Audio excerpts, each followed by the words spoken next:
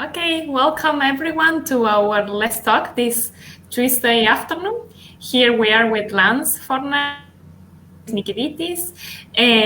Lance is our coach. He's been helping our company to find a common language, and he's been helping us professionally and personally with a lot of topics. And Ioannis, welcome to this talk as well. He's a doctor and nutritionist. He's also a dietitian, and he's joining us from Greece. So welcome both. Very happy to have you here. Thank you. Yeah, very good to be here. Ioannis, we've been very much looking forward to spending some time with you today, and it's our pleasure to have you with us. And I've been particularly impressed with your contributions in writing with Intelligent Labs and promoting accurate information around lifestyle and diet, as well as the fine work to fight the effects of chronic disease. And you're also bringing your expertise as a medical doctor to assist us here at Soloviv with preventative digital health coaching.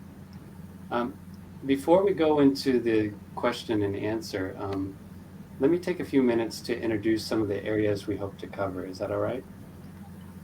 Yes, cool.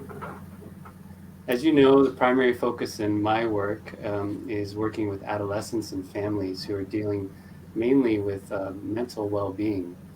And today's topic surrounding nutrition is something that can have profound implications on mental health, and in addition to the risk factors for preventable non-communicable diseases and longevity, not to mention quality of life. And my questions today cover a bit of ground about our current healthcare crisis. And I'm also anticipating that our viewers today would like to learn more about the best decisions that can be made in regards to better nutrition. As you know, the folks at Soloviv are building digital technologies that can help bring health literacy to more individuals who would like to achieve greater holistic health. And I know from conversations during coaching sessions and in my community that it's very difficult for people to validate claims about healthy nutrition and understand what are the best choices to promote a healthy lifestyle. You know, what choices have an impact on healthy weight, blood pressure, and overall function. And we hope to clarify some of these points today, in addition to finding out how helpful digital tools can assist us in our dietary choices. And for those of you watching, feel free to add any questions that you may have for Dr. Nikititis, and we will try to answer those on the chat or during this live session if time allows. And I would also like to mention that the topics we discussed today are viewed as points of view in regards to preventative health. Of course, we always encourage any of you with specific acute needs to seek individual medical assistance, and we hope that some of today's discussion can simply inform some of the choices you make along the way. So, Ioannis, should we just get started? Yes, I would like to thank you very much, Lance, and I'm glad for participating in such a discussion, and would like to thank everyone for joining us here today. Wonderful. Well, let's go into what I mentioned at the beginning, and that is our current healthcare crisis that we've been dealing with for 18 plus months, and so many of us have experienced an unprecedented period of time when it comes to work, and that is some of us are still experiencing working from home as numbers rise in different areas of the globe. And I imagine that you, as a medical doctor, have witnessed some of the deleterious effects of being forced into what I share with many of my families, this idea of a new routine. We've had to pay attention to our routines probably more than ever in the last 2 years. I'm wondering, what aspects of nutrition have you noticed being challenged or have been challenged by these longer periods of isolation? Well, it is true that for more than a year and a half, we witnessed a lot of changes in our daily routines and lifestyle. And no matter what our profession is, we all limited our contact with others. We also limited our outdoors activities. People who used to go to the gym stopped it, didn't have this option anymore because of the lockdowns. And the lucky ones could just get some equipment and train at home. But others tried some online platforms for group or personal training. And there was a high demand and growth in the technology related to this type of training, proving that technology doesn't necessarily limit our activity, but it can also help and improve our activity levels. However, for the majority of the people, their activity levels decreased, which had impact not only on their weight, but their overall health and mood. But what about the eating habits that you said? Of course, working at home affected our eating habits and our nutritional choices. We all know that even without the lockdowns, the longer we stay at home, the more we want to eat. Food is easier to approach when we are at home. And many people consider food also as a way of reward for themselves, especially now during the isolation. And at least it is something that satisfies them, and they try to satisfy themselves with bigger portions and more frequent meals. All this affected negatively their weight, our weight, and a high percentage of the people gained weight. It is not only the weight that they gained; it is also the quality of the food that they consumed that also changed. Many people avoided shopping frequently, going to the groceries, and this thing degraded the quality of the food because they couldn't get fresh veggies, fresh fruits. Some others tried to replace these veggies and fruits with frozen alternatives or even canned food, which also degraded the quality of their food as well. On the other hand, we have another category of people, but unfortunately, this is the minority of people who took advantage of this period of isolation and being at home because they found out that they had more free time to spend for themselves, and they tried to cook more, to spend more time on cooking. They had bigger variety of food choices and not just the food from the canteen of their works. And on top of that, there were some people who even had the opportunity, the space, and maybe garden to grow their own veggies and herbs. So we can't say that this period had only a bad impact on our nutritional choices. There's an important number of people who spend time preparing their food, which means less prepared food and less delivery.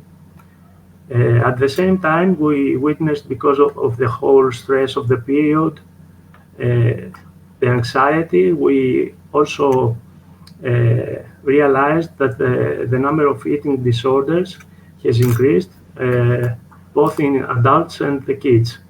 There was a report that only yesterday was published, just yesterday, and which talks about the eating disorders and the increased number of eating disorders in children in many countries, both developed and developing countries.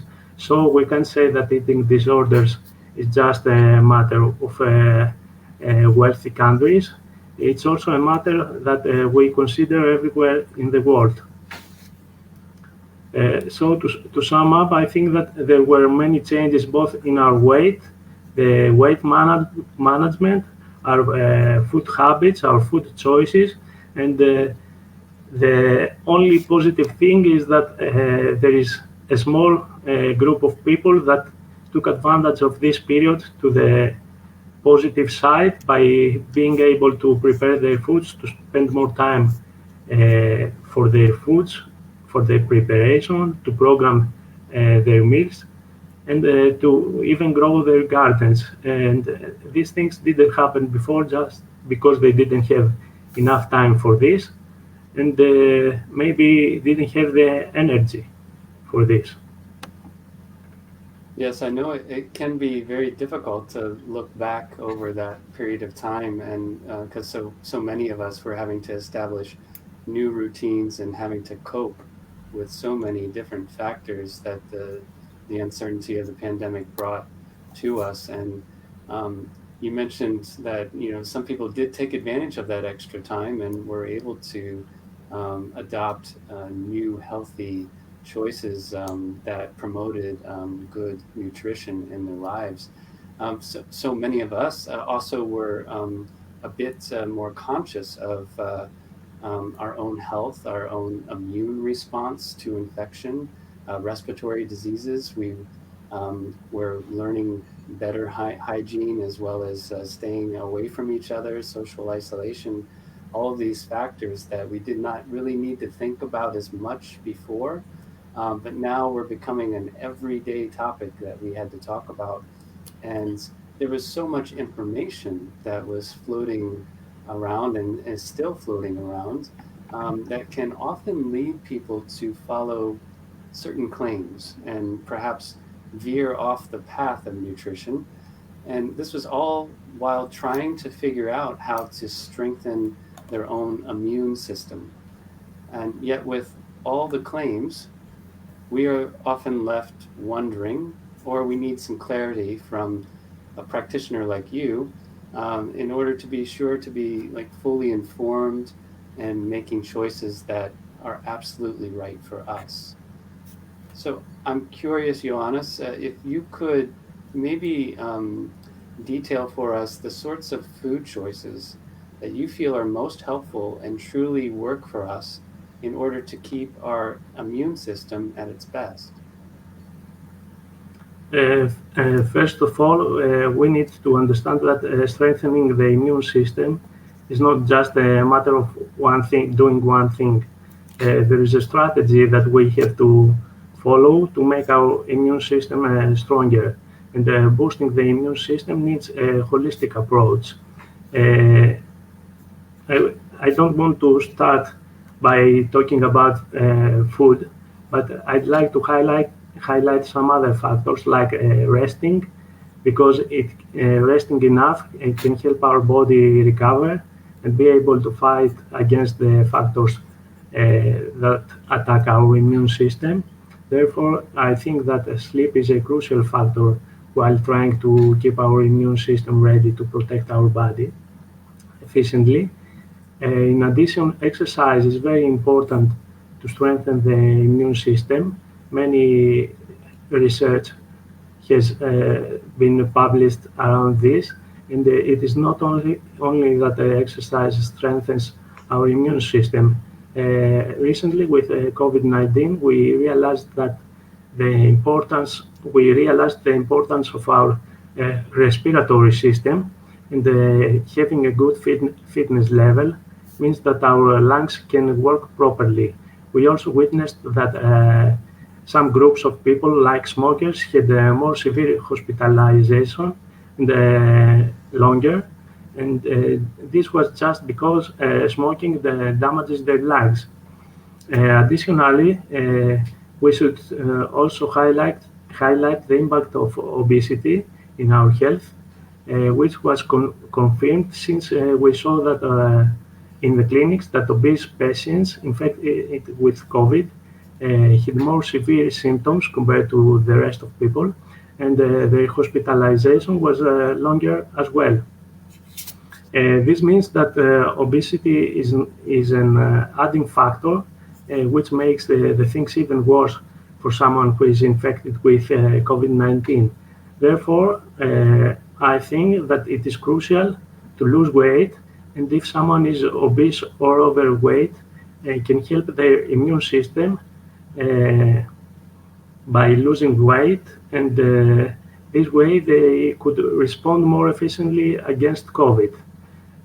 Now about the food choices that you mentioned, Lance, I think that I would like to highlight a bit first about the high demand of food supplements, because there is a high demand in vitamin supplements, superfood supplements that we witnessed lately,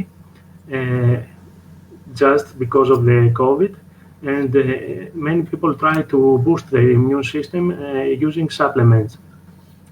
Of course, these supplements sometimes can be helpful, but they don't help everyone. We should highlight this. And usually they don't offer as much as we expect, and don't offer as much as they claim.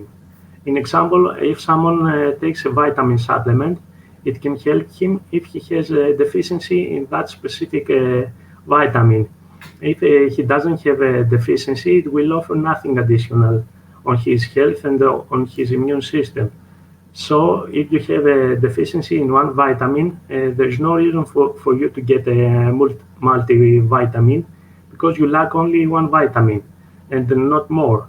In addition, we should have in mind that getting more than what we need or than what is recommended, getting bigger doses, for example, might lead to toxic effects in our body. And another important thing that we have to keep in mind is that with vitamins and other supplements generally, we should understand that the way that they are formed is not like the natural way. It's not like the natural way.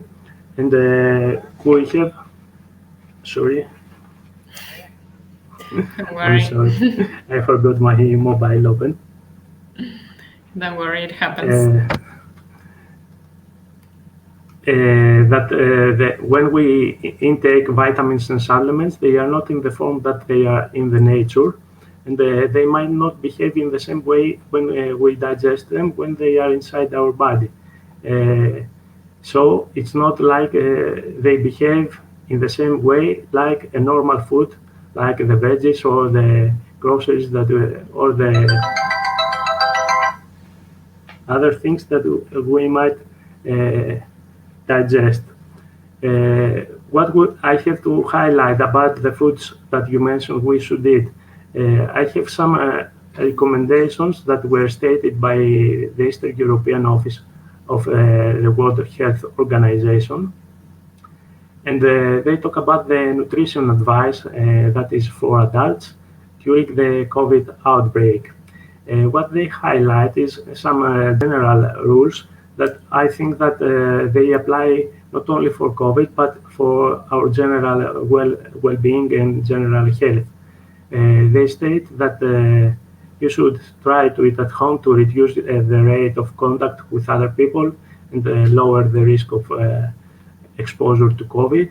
They also report that you should eat less salt and sugar, which is like a general recommendation for everyone. Additionally, the recommendation is to drink enough water, to eat fresh fruits and veggies, 5 portions in total, both of them. Additionally, they say that we should have as snacks and choose fruits and veggies instead of processed foods. We can consume nuts to get some good quality fats. And additionally, we are also advised to eat more fish and white meat and unsaturated fat like avocado, olive oil, corn oil, instead of processed meat. But I think that if someone wants to talk about 4 or 5 specific vitamins or minerals that, for example, I would choose to focus on consuming, I would choose to suggest increasing the intake of foods that contain vitamin D, because it is estimated that more than 25% of the world population has low levels of it. Meta-analysis of studies has shown and concluded that supplementation with vitamin D can reduce the risk of all-cause death by 7%. And there are also studies that have shown that people with vitamin D deficiencies are at higher risk of getting infected by the COVID-19. Now, how do we get this extra vitamin D? Besides the natural sources that we could say that are fish, eggs, egg yolks, or the beef liver, we could also additionally get some fortified foods, fortified in vitamin D, like cereals, like fruit juices, and like milk. Besides the vitamin D, which is, I think, the most important vitamin for someone who wants to, let's say, prevent himself from COVID-19. Additionally, I would suggest the intake of vitamin C, which is considered as a strong antioxidant vitamin. It plays a role in various diseases, and there are many human and animal studies showing that there's a correlation between the declining vitamin C levels and the process of aging. Additionally, vitamin C is also important for the health of leukocytes. This is the type of white blood cells that play a role in the defense in the immune system. And the foods that I would recommend as high vitamin C sources, I would say that are oranges, strawberries, lemons, peppers, and of course berries are high in vitamin C. One important mineral that we saw also in the news that was used during the hospitalization and for preventive reasons against the COVID-19 is the zinc. It metabolizes the nutrients, it maintains the immune system, and grows and repairs the body tissues. The supplementation can be an adjuvant therapy in COVID-19 treatment and is usually used. And we can highlight some foods that contain a lot of zinc. We can consider such foods as meat, legumes, some nuts, and whole grains. I would add, besides the minerals and besides the vitamins, I would add that probiotics is another food group that we should also keep in mind that can help our immune system, especially during this period. Probiotics for people, I think that many people have heard about it, and some of us already use them. And they are live microorganisms. They are known for their health benefits. Eating foods that are rich in probiotics can help us maintain a positive balance in the gut bacteria.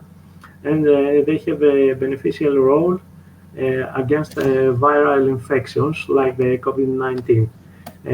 Besides the supplements that someone can take, the natural sources that are high in probiotics are the yogurt, kefir, and we could also add the pickles. Wow, great insights, Yanis. I want to go to the groceries now with all that extensive list. Thank you very much. And I have two little questions from our users that I've been receiving in my Slack channel. And the first one is about portions of fruits and vegetables, because you mentioned that we should be consuming 5 portions, and with fruits it's a little bit easier because maybe it's 1 banana is 1 portion, but then with veggies, how would you calculate the size of a portion? For the veggies, you mean? Yeah. For the fruits, it's not always 1 fruit, 1 portion, because we can think of watermelon, or we can think of banana. Sure. Like dietitians count it as maybe two fruits. The banana in the matter of calories, for example. So also we have to be careful with the portion of the fruits.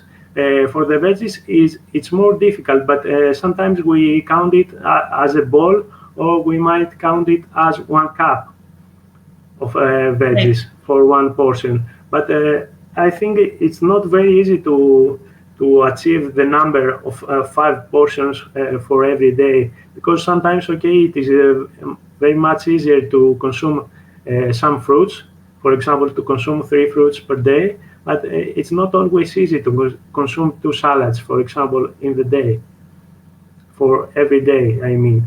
But sometimes we can also consider, instead of the salads, we can also replace it with legumes.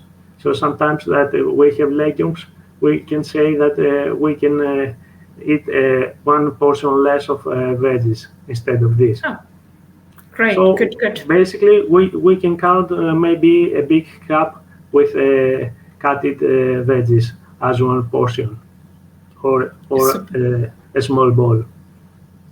Great, super.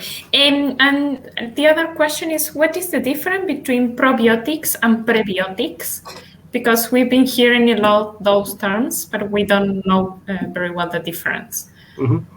Yes, they both have an effect basically in our gut health. The probiotics are live microorganisms, as I said earlier. The prebiotics, they are oligosaccharides. They are in the veggies mainly, in the veggies. Right. But they also have a positive effect in the gut bacteria. Usually, people, when they refer to gut bacteria, they highlight and they include both of them. But I think that because we all eat veggies, it is easier to get the prebiotics through our nutrition instead of the probiotics, because there are many people who do not eat any kind of dairy, so they don't get enough probiotics, or they might have some intolerances with dairy products, so they don't get enough probiotics. I think it is more important to highlight the deficiency of probiotics, and there is very much more research around the probiotics instead of the prebiotics. For the prebiotics, there is a high demand maybe for kids that don't consume that much of vegetables. Great. Good. Thank you very much. So Ioannis, I'd like to thank you for giving us a deeper understanding of our immune response and some of the healthy choices that we can make to promote a healthier immune response. And I agree with you wholeheartedly that sleep, relaxation, as well as exercise are truly a part of that. I can see that in the individuals that I work with and the effects that can have on someone's lifestyle. But as we go a little bit further into present day, and that is now many across the globe are still seeking or waiting to be vaccinated against COVID-19. And as many are preparing to receive these valuable vaccinations, and this is to diminish the transmission of a terrible virus, but what sort of natural, or I would say nutritional decisions should one be mindful of making as they're going into a vaccination, whether it's to fight off inflammation or soreness as a part of the vaccination? Are there any dietary choices that one should be making as they go into these vaccines? Okay. As mentioned earlier, people with other diseases like smokers, obese people are more vulnerable to COVID-19. Due to the high number of people that are vaccinated or plan to get vaccinated, many people wonder if there are some specific foods that they will help them to avoid some side effects or reduce the possibility of experiencing some symptoms after the vaccination. We see in the social media and we see in many websites or some people talking about foods that you should eat or some others that you should avoid and during the vaccination or the day before or the day after. What is true and what is evidence-based is that there is no connection between the vaccination symptoms and the food that we eat on the day of the vaccination. So even people who have food allergies, they can get the vaccination without any fear. However, if someone, and in my opinion, what I think is wise for someone to do on the vaccination day and only on this day as a preventing measure is just to try to avoid foods that are common and known allergens, which are foods like seafood, fish, egg, nuts, milk, and chocolate. And for example, on the vaccination day, we should avoid the above mentioned foods, and we should try to eat some simple foods like maybe chicken, pasta, salads. We can eat freely salads, we can eat freely fruits, and of course we can eat bread. So I think that if we try to avoid the foods that I said earlier and stick on some basic foods like chicken, pasta, salad, fruits, and bread, then I think that we are fine, and this way we limit the risk of any allergic reaction to happen because of food. So to sum up about your question, Lars, I think that there is no specific dietary recommendation for these days, but just for preventive reasons, just to, let's say, to avoid any 0.0 chance of getting something because of the food we eat, we should try to stick to simple things that are not known as allergens, and try to stick in pasta, salads, fruits, chicken, such things. Yeah, it's a bit clearer and good to know about making sure that we guard against any sort of foods that we could be allergic to, especially on that day, knowing the stress of that moment. And my next question is about stress. As you know, I speak with individuals who are coping with stress, with those things in life that can be difficult to handle, and we try our best to notice what works for them and then develop a mindset that is open to new learning and mindful of what promotes greater well-being. As you know, there are many dietary trends that have continued throughout the pandemic, and we have had so much to ponder and so much time to ponder this kind of information in regards to our healthy choices. Healthy choices like countering weight gain and many of the other choices that we have to make in terms of our nutrition. There are undoubtedly negative effects that these longer periods of isolation and stress have caused for us. And I'm wondering, based on how the pandemic has forced us to speak more openly about our health, we're not just open because of safety and caution, but we also are finding holistic ways to cope with the uncertainty that we faced and continue to face with further spread of this aggressive disease and these new variants that have come about. You mentioned at the beginning of our show that you've seen increased weight gain among patients during the pandemic, and this could be for a variety of reasons. And I'm wondering about your thoughts in regards to popular diets, these trends that are out there, like intermittent fasting, the paleo diet. You mentioned probiotics as an approach to dieting, but also things like the ketogenic diet. Mm-hmm. It is a reality that lately, because of the COVID, there are many people who gained weight during the pandemic, and this was as a result of a combination of factors like the stress, the bad mood, the reduced physical activity, the bad food choices, and many other reasons.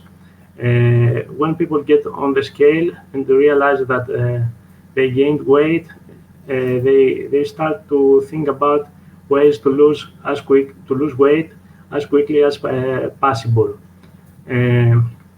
One of the trends that we see in the last years, we notice in the last years, is the keto diet or ketogenic diet. What the ketogenic diet is, it is a kind of diet that is characterized by a very low carbohydrate intake. Usually it is lower than 50 grams per day, and relatively increased amount and the proportions of protein and basically fat. This means that it is a diet in which people consume a lot of meat and dairy products. They also consume a lot of fats, eggs, and they consume limited portions of fruits and veggies, limited portions of pasta, of legumes, of whole grains, of potatoes. So why this diet is so trendy, let's say, during these years and lately? Let's see about the advantages of this kind of diet. Some of the advantages is that it helps you lose weight faster compared to other kind of diets. It doesn't raise your blood sugar levels like some other diets did in the past. It is easier to prepare because, for example, you can just bake a big portion of meat and have it for 2 to 3 days in a sequence and just eat a lot of meat. You can boil eggs, which is very easy to happen. You can eat dairy products that are already prepared. So it requires very less effort compared to other kind of diets. It requires less time to prepare this kind of foods. Additionally, it gives the feeling of satiety because of the high protein content. It is also, I would say that it is a good way to boost your weight loss attempt. It is a good way to lose the first kilos in 1 or 2 weeks, and then to switch to another kind of diet. It is additionally, it is a type, because of its high protein content, it is a type of diet that preserves your muscle mass, and compared to other diets that you usually were listening to people saying that, okay, I lost weight, but what about my muscle mass? It decreased significantly. With this kind of diet, because of the high protein content, it's not that possible to lose so much muscle mass. On the other hand, if we consider the quality of foods that you eat, you will very easily notice that this kind of diet is not very healthy. You cannot sacrifice your health and the quality. In my opinion, you cannot sacrifice the quality of your food because you want just to lose weight. It is a kind of diet that leads to constipation because you don't consume veggies and fruits. It is a kind of diet that doesn't give you enough energy because you don't get enough carbs. These are the main source of energy for the body. So you don't get enough carbs, you don't have energy. At the beginning of this diet, you might feel hunger, but it is something that your body adapts, and as I said earlier, you feel satiety after some days. You might also feel a headache. Of course, it costs more because you would be consuming meat and meat products, basically. Additionally, because of the high consumption of meat, of bacon, of eggs, and of cheese and such things, there is a high risk of increased bad cholesterol levels, the LDL cholesterol as we know it, which is bad for the cardiovascular system. So there is also a problem if you follow this diet for long term, that you will have an increase in your cholesterol levels. Additionally, because in this diet you consume a lot of bacon, you consume a lot of cheese, there is a high possibility that you might increase your blood pressure levels. So it is not for long term, for sure. As I said before, you can use it maybe for a couple of weeks, and it is the kind of diet that needs supervision by a professional because of this kind of effects that it has, the impact that it has on our health.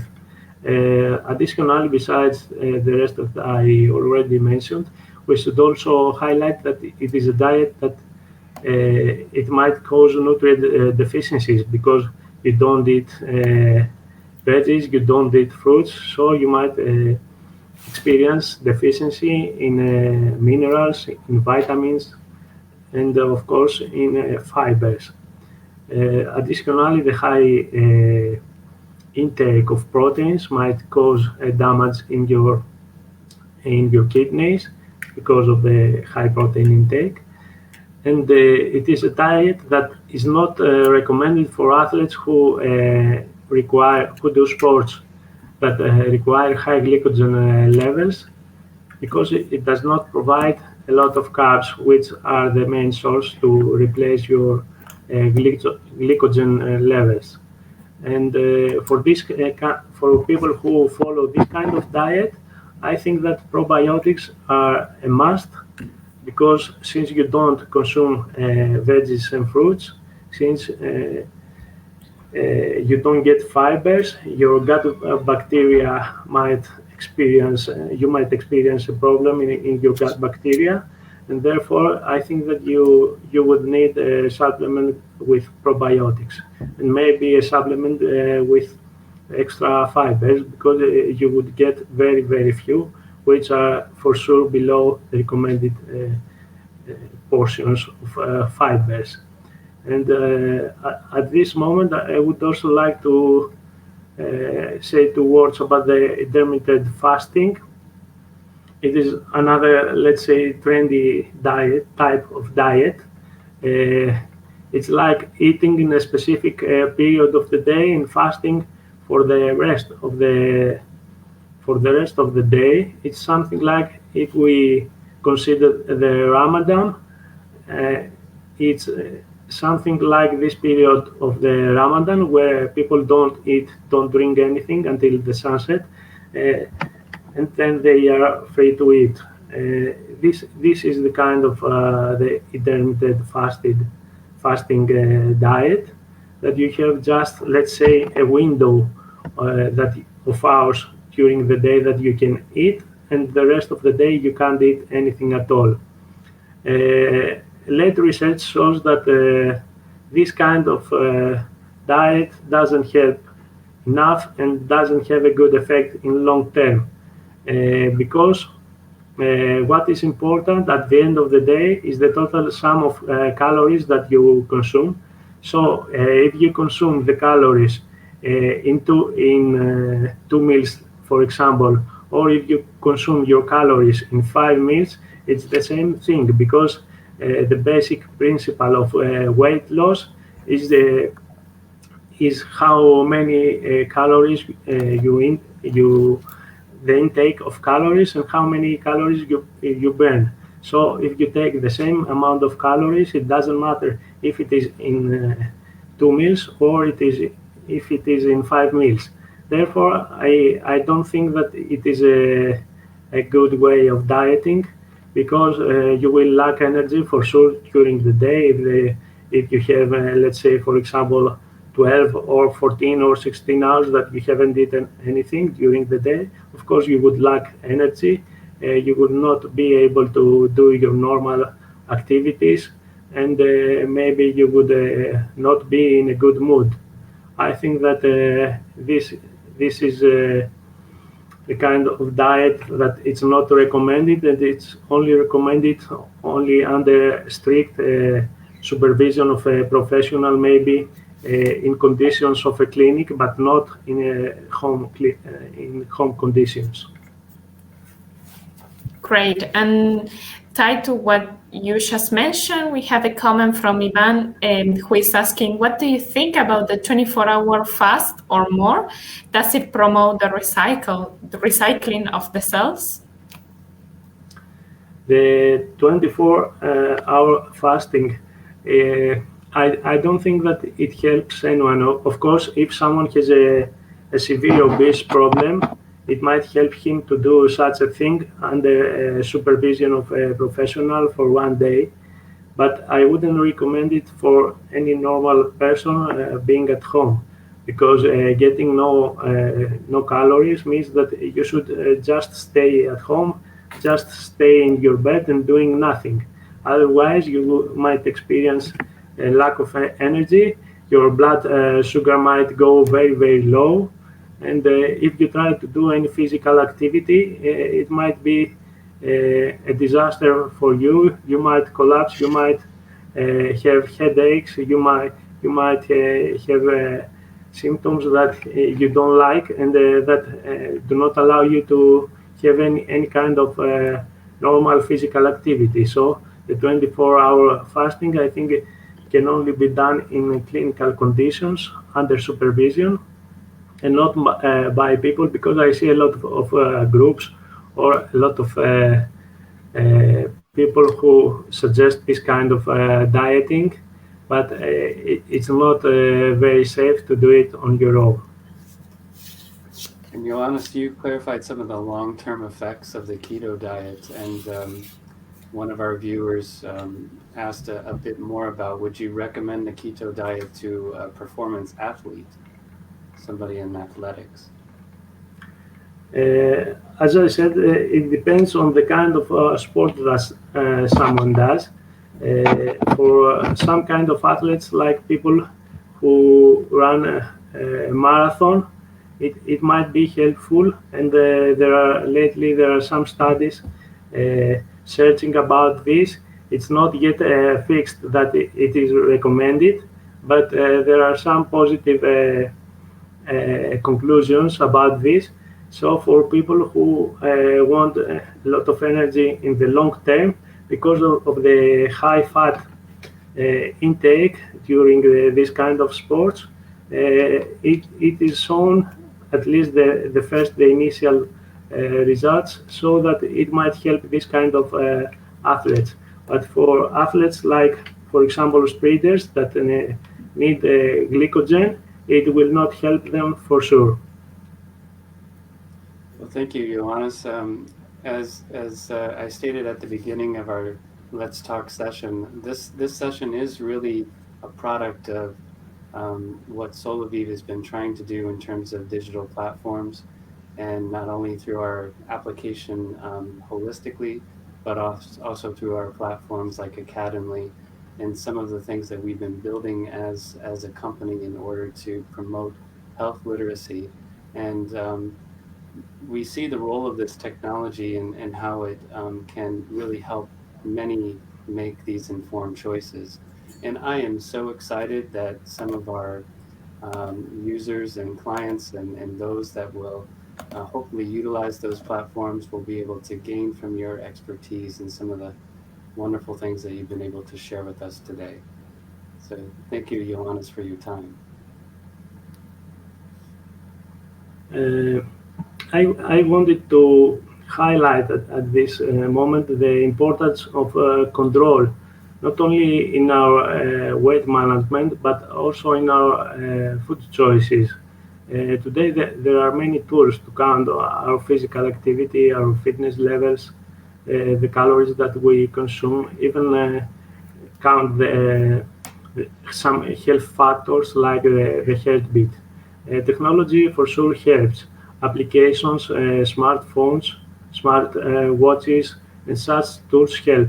There is research showing that people who use smart watches and such tools and health-related applications experience better results in their health and weight goals. They walk more, they burn more calories, they consume less calories. Of course, we all understand that these tools are not always very accurate and they cannot be perfect. in what they measure, because we talk about different bodies, different people, and there is a different, of course, physiological response. For example, if there are two people having the same weight, the same height, and they do the same exercise, their body will not respond the same way. They might not burn the same calories, but these kind of applications and these kind of tools, smartwatches, etc., might show that they burn the same calories, because you just enter some of your data, like your height, your weight, and the distance and such things, and they might show the same result. So they are not perfectly accurate, but they are a useful indicator, and they give information that a health expert can use and make some changes in the lifestyle of the patient or the person. Health and well-being, as I said, it's not a matter of doing one thing on its own, but you need a holistic approach. Eating healthily is not enough on its own, or just training but not having healthy meals is also not enough. Also, people training too much without sleeping enough hours will lead to reduced energy levels. Fasting, as we said earlier, or dieting with limited carbs for long term will reduce the potential of our immune system. Health needs a holistic approach, and for sure there is no expert of everything. There is no one who knows everything in every field. Every scientist is an expert in his field, which is limited. What you need to approach the maximal health and wellness levels is a combination of experts, and this is what holistically can offer: the support of experts with different background, and it is an advantage that the technology offers to be able to sit in your desk and have the opportunity to discuss one-on-one with experts who provide personal advice and consultation, instead of just giving general advice like what most apps do. Great. Thank you, Ioannis, very, very much for that. And I would like to summarize with something very important that you say, and it's the difference that some people during this COVID pandemic managed to find healthy solutions and managed to use all the extra time that you have at home for cooking, for preparing meals, even for growing their garden. I think that message is a very powerful one that you gave, the difference that we can make with our own choices. And also, I like very much what you mentioned about having the holistic approach, and that you mentioned that is what we are aiming to do in our platform. So I want to remind all our viewers now that Ioannis is one of our practitioners, and if any of you want to have more time and more personalized advices from him, you can book a service and appointment with him in our Holistically platform. So thank you very, very much, both of you, for this almost hour spent together. Yes, thank you. You're welcome. It's been a pleasure. Was very, very good. And thank you to all our watchers. We will be hosting these talks once per month. So see you next month. Take care. Bye-bye. Bye-bye. See you. Bye.